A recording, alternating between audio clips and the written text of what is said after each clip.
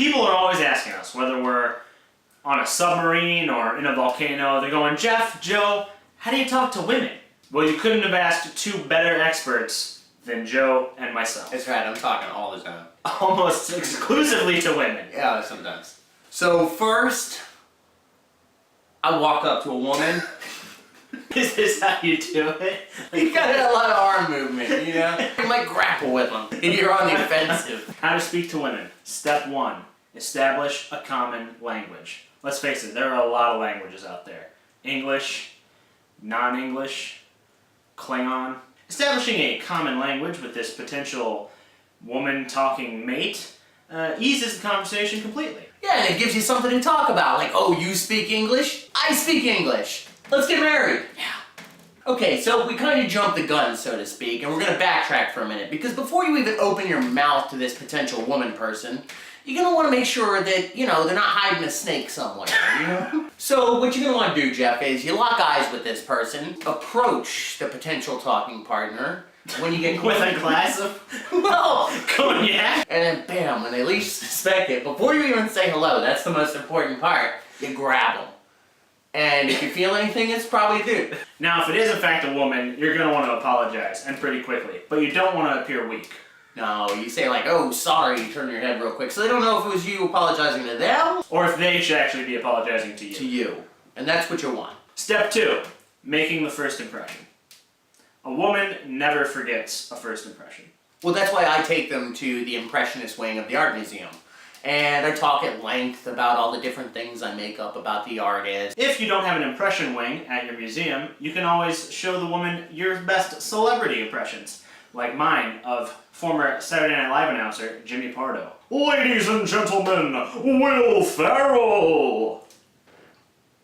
Or you could talk about the Great Depression. Really anything with pression in it. Yeah, folks. as long as the word has pression in it, yeah, you're pretty good to gold. go. Yeah. Now, at some point in the conversation, the woman's going to want to talk to you. And since she can't take you to the art wing, you know... Or do an impression of Jimmy Pardo. Right. You're going to have to try and pretend to listen to what she's talking about. Women love to talk about themselves. Dude, goddamn. I love listening to myself talk, but sometimes I gotta listen to women talk, you know?